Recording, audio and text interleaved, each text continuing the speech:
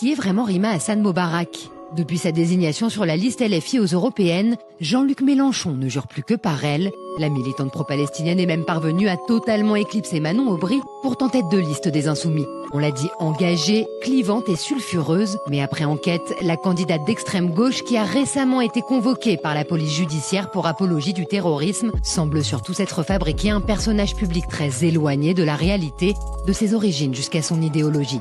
D'abord, Rima Hassan, qui est née en Syrie, qui a grandi à Niort à partir de ses 10 ans et qui n'a jamais mis les pieds dans les territoires palestiniens, revendique la nationalité palestinienne et affirme descendre d'une famille de réfugiés ayant subi la Nakba en 1948. Un premier mensonge car aucun d'entre eux n'a été expulsé. Côté paternel, les grands-parents de la militante viennent d'Acre et plus précisément du village d'Albirois, connu des historiens pour avoir été le théâtre d'attentats anti-britanniques et que les habitants ont quitté en 1948 à la demande de l'armée arabe de libération, l'ALA. Côté maternel, son grand-père, Jamil Mobarak, vient du village de Salfit près de Naplouse, qui est resté sous contrôle jordanien jusqu'en 1967 et dont l'histoire n'a strictement rien à voir avec la guerre de 1948. Quant à sa grand-mère, elle descend d'une riche famille kurde. Une généalogie très éloignée donc de la fable que Rima Hassan sert à tous les médias et qui rend assez incompréhensible sa revendication d'un supposé droit au retour. Deuxième point sur lequel elle semble manipuler la vérité au profit de son image, son parcours et son engagement sur la question des camps de réfugiés.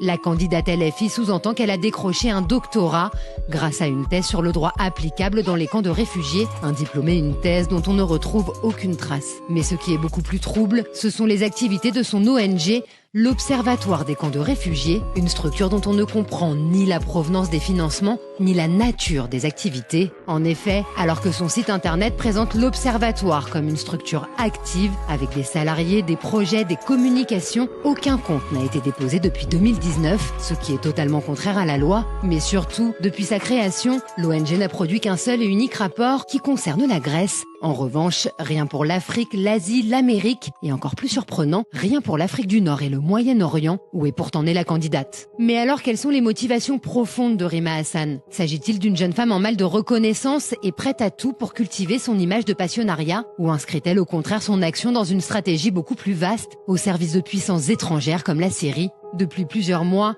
les soupçons se font de plus en plus présents sur des liens directs que Rima Hassan entretiendrait avec la famille Assad. Et effectivement, la candidate LFI multiplie les allers-retours en Syrie, défile dans des médias pro-syriens, reposte des contenus du Hezbollah. Elle fait également allusion à de l'argent dont elle disposerait à profusion et dont elle ne précise pas la provenance. Rima Hassan appelle désormais les étudiants de toutes les universités françaises à l'insurrection, une arme idéale pour déstabiliser la société. Mythomane opportuniste ou agent de l'étranger, de plus en plus de voix s'élèvent aujourd'hui pour réclamer une enquête sur cette mystérieuse candidate sortie de nulle part et qui semble vouloir mettre le pays à feu et à sang. On se doute qu'elle ne nous dit pas tout, mais là avec cette vidéo, c'est fort quand même. Histoire familiale inventée, doctorat alors qu'aucune thèse ne semble être déposée, une ING fantôme, des relations avec une puissance étrangère hostile à la France, plus un passif avec des substances illicites. Cela fait beaucoup pour une personne qui veut diriger la Nouvelle-France. Voyons sa réaction face à ces révélations et comment elle va contrer ces allégations.